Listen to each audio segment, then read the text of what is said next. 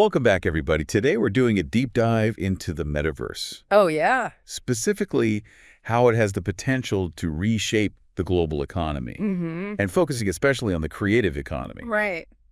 Our source material for today is excerpts from an article called Financial Services in the Metaverse, the Glue for a Creative Economy. Okay. You ready to jump in? Yeah, let's do it. Why? This article really captures the scale of what we're talking about here. Yeah. By 2030, the metaverse could be an $8 to $13 trillion market, Wow. potentially becoming the third largest economy globally. Really? Yeah, up there with the US and China. That's a bold prediction. It is. Makes you wonder if we're really on the brink of such a massive economic shift. Yeah. I mean, we hear metaverses everywhere these days, Yeah, you do. but I feel like it's rarely explained beyond the hype. Right. You know what I mean? Yeah, it's true. Like, what does it actually mean? The term gets thrown around a lot. It does. But at its core, the metaverse is a persistent three-dimensional digital world. A convergence of virtual reality and augmented reality, social interaction and economic activity. Okay, so it's not just about strapping on a VR headset and escaping into a virtual world. Right. It's about the integration of those experiences with our real-world activities, Yeah, and most importantly, the economy. exactly. But are we really there yet, or is this still mostly a vision for the future? Well, surprisingly, a lot of this is already happening. Really? Think about online gaming platforms Okay. like Fortnite, Roblox, and Minecraft. They already have over 500 million users combined. Wow, that's a lot of people. Yeah, and they're incorporating many elements of what we envision the metaverse to be. Okay, but those are still primarily gaming platforms. Right. How does that translate into real-world economic activity? Remember Travis Scott's virtual concert on Fortnite back in 2020? Yeah, vaguely. It drew a record-breaking 27.7 million unique attendees Wow. and earned him around $20 million. That's incredible. Yeah, and that's just one example of how the lines between the virtual and the real are already blurring. That's pretty impressive. Yeah.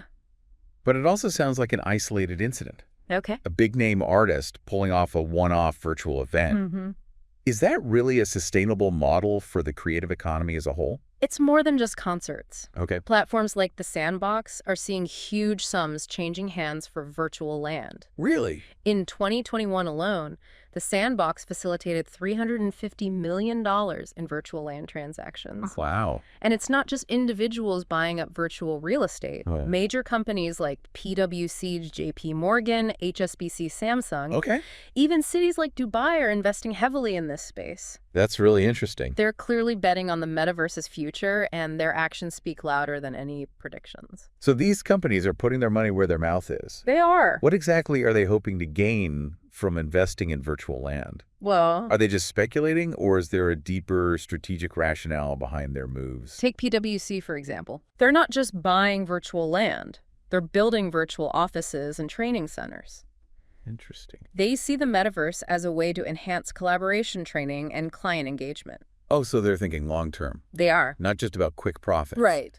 It's interesting. Similarly, HSBC is exploring the metaverse as a platform for virtual banking services, targeting a younger, digitally native audience. That's interesting. So instead of simply replicating existing business models in a virtual world, they're looking at how the unique capabilities of the metaverse can transform the way they operate and interact with their clients. Exactly. It seems like there's a genuine belief that this is more than just a passing fad. Yeah, I think so. And this brings us to the creative economy. Right.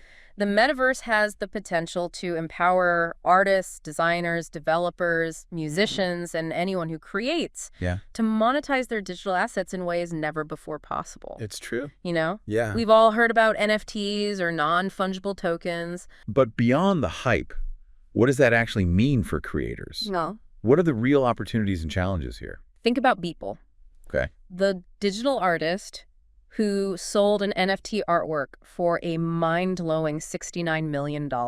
Yeah, I remember that. That's the kind of potential we're talking about. It's a lot of money. But it's not always a smooth ride. Oh. Remember the case of Ilya Borisov, a European crypto artist? Well. He earned millions selling NFT artwork, but then ran into legal trouble because traditional financial systems were ill-equipped to handle his crypto wealth. Oh, wow. Yeah. So that highlights a potential pitfall, right? It does. While the metaverse is creating these incredible opportunities for creators to monetize their work, Right. there's a gap in how traditional financial systems are equipped to deal with this new form of wealth. Almost a disconnect between the rapid pace of innovation in the metaverse Yeah.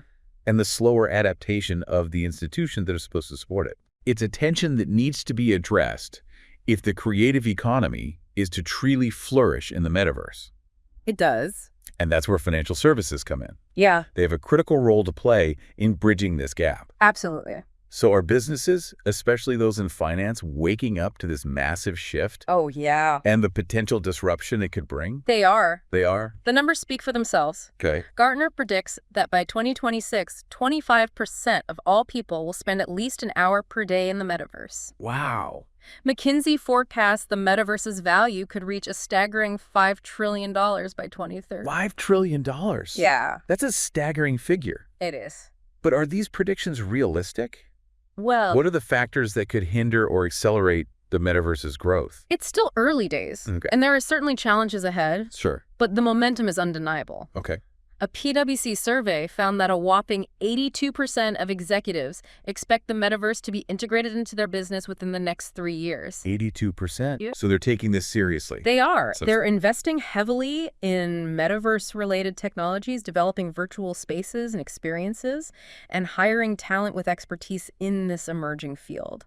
So this isn't just a tech fad. Right. It's a fundamental shift It is. in how we interact with technology, Yeah. with each other, and with the economy. It is. So we see that businesses are paying attention. Yes. But how does this translate to the financial world? Wow. What specific role do financial services play in bridging the gap between our current reality and this emerging virtual landscape? Financial services are the glue that will hold the metaverse economy together, Okay. especially for the creative class. Right.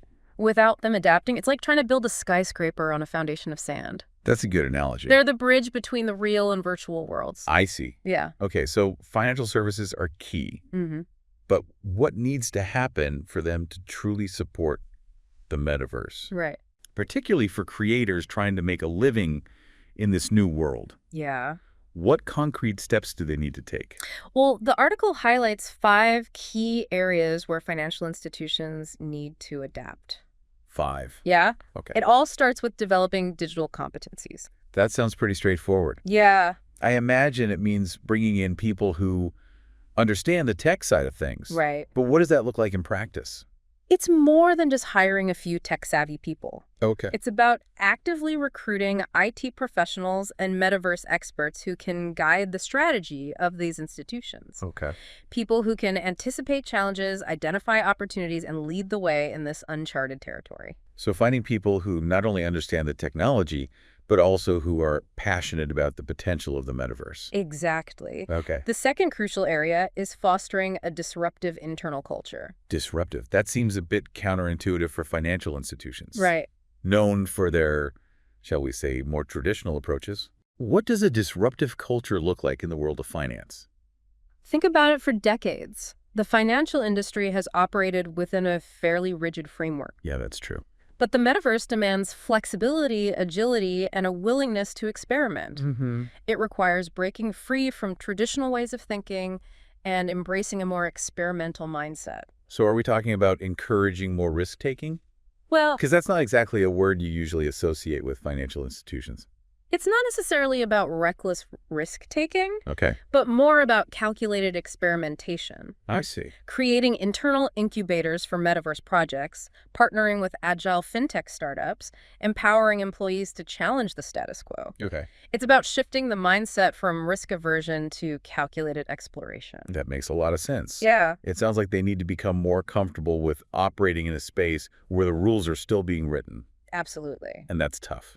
It is. The third critical area, and this ties in closely with adaptability, is about tracking customer expectations. Okay. What do users want and need from financial services in the metaverse? So staying ahead of the curve, Yeah. anticipating how people's behaviors and needs will evolve as they spend more time in the metaverse, Right. and tailoring services to meet those needs. Precisely. Okay. And it's not a one-time thing. Right. The metaverse is constantly evolving. So financial institutions need to actively monitor these trends, conduct research, gather feedback, and constantly adapt their services. Right, because what works today might be completely irrelevant tomorrow. Yeah. But in all this excitement about the future, what about the people who aren't ready to jump into the metaverse just yet? Okay. Should they be concerned about being left behind? That's a valid point, and it brings us to the fourth key area, focusing on the existing customer experience. Okay. It's about finding a balance between innovating for the future and ensuring a positive experience for all customers, regardless of their metaverse adoption level. So not neglecting the needs of existing customers while simultaneously building for the future? Right. But how do you reconcile those two seemingly conflicting priorities? Yeah. It sounds like a tricky balancing act. It is. Yeah. It's about making sure that traditional financial services remain seamless, user-friendly, and accessible. Yep. It's about providing clear communication and support to help customers navigate this transition, I see. essentially offering a smooth on-ramp for those who are curious about the metaverse without alienating those who prefer the familiar. That makes sense. Yeah, It's about meeting people where they are it is. and guiding them on their journey, whether they're metaverse enthusiasts or still dipping their toes in the water. Exactly. Okay, so we've covered digital competencies, disruptive culture, tracking customer expectations, and maintaining a positive experience for all customers. Right. You mentioned a fifth key area. Yes, and this one is arguably the most challenging, revising business legacy. Revising business legacy. Yeah, That sounds like a massive undertaking. it is. What does that entail exactly? It's about challenging outdated thinking and embracing a truly experience-centered mindset. Okay. It's about breaking free from the limitations of legacy systems and processes that were designed for a pre-metaverse world. So it's not just about adapting existing systems. No. It's about fundamentally rethinking how they approach their role in this new landscape. Exactly. Okay. It's about recognizing that the metaverse isn't just another channel, it's a whole new paradigm. Mm-hmm. And to thrive in this paradigm, financial institutions need to completely rethink their approach to design and user experience. Okay. What worked in the physical world or even in the 2D world of the internet won't necessarily translate to the immersive 3D world of the metaverse. So they need to view this as a completely blank canvas Yeah. and design experiences specifically tailored to the unique capabilities and limitations of the metaverse. That's a great way to put it. They need to consider the challenges of designing for VR and AR, the need for intuitive navigation, and the importance of creating experiences that feel connected to the real world while also offering unique value in the virtual realm.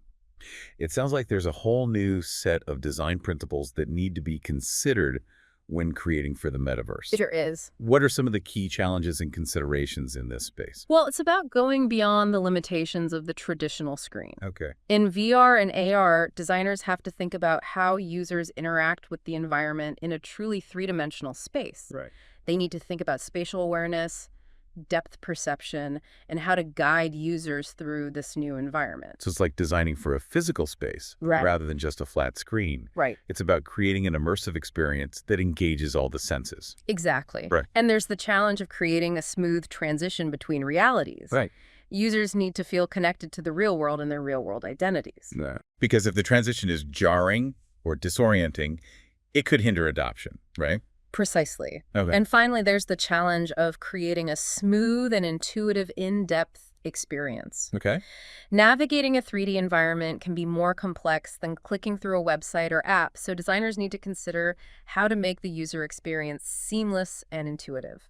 It sounds like the metaverse demands a whole new level of design thinking. It does. Are there any companies out there that are already doing this well, setting the standard for what metaverse design should look like? Absolutely. One company that's doing some interesting work is Golry, a fintech startup.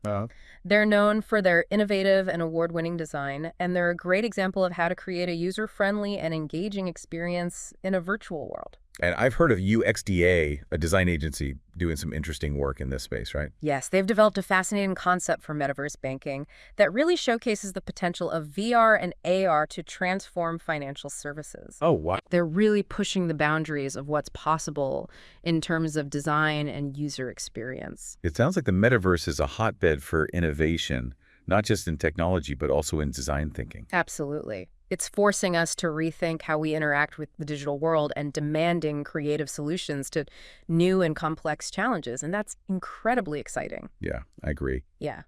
So we've talked a lot about the challenges and opportunities for financial services in the metaverse. We have. What would you say is the key takeaway for our listeners today? Well, What should they be thinking about as they consider their own potential role in this evolving landscape? So we've talked a lot about the challenges and opportunities for financial services in the metaverse. Yeah. What did you say is the key takeaway for our listeners today? What should they be thinking about as they consider their own potential role in this evolving landscape? Well, the key takeaway here is that the metaverse presents a truly unprecedented opportunity, especially for the creative economy. Right. But for this potential to be fully realized, financial services need to evolve and adapt. Yeah. It's not just about keeping up with technology. Mm. It's about embracing a new mindset, one that is flexible, customer-centric, and truly focused on the experience. It's fascinating to think about how this will all play out. Yeah. You mentioned earlier that some big players are already making significant moves in the metaverse. Right. Do you think traditional financial institutions will be able to adapt quickly enough? Ah, Or will we see entirely new players emerge and disrupt the industry? that's the big question, isn't it? It is. Will the established giants rise to the challenge and reinvent themselves, or will they become the dinosaurs of the metaverse era? Right. I think it's too early to say for sure, but it's certainly a possibility that new, more agile players could emerge and disrupt the traditional financial landscape. Okay. Those who are willing to embrace change, experiment, and truly understand the needs of metaverse users will have a distinct advantage. So it's not just about having the right technology. It's about having the right mindset and the willingness to adapt. That Makes you wonder if we'll see a shift in power dynamics as the lines between the physical and digital worlds continue to blur. Absolutely. This isn't just about technology, it's about the future of finance itself. Wow. Will we see decentralized finance models gain more traction? Will cryptocurrencies become the dominant form of exchange in the metaverse? That's a good question. These are questions we need to be asking ourselves as we navigate this new frontier. It sounds like the metaverse is not only creating new opportunities, but also forcing us to rethink some fundamental assumptions about how our financial systems work. It is. It's a pretty exciting time to be witnessing this evolution. It is. The metaverse is still in its early stages, and there's a lot we don't know yet. True. But one thing is for sure, it has the potential to fundamentally reshape our world in ways we can only begin to imagine. Well said. And for our listeners, that's the challenge we leave you with. Explore, question, imagine. The metaverse is what we make it. Who knows? Maybe you'll be the one to develop the next killer app, create a groundbreaking piece of art, or build a thriving business in this new digital frontier. Keep diving, everyone.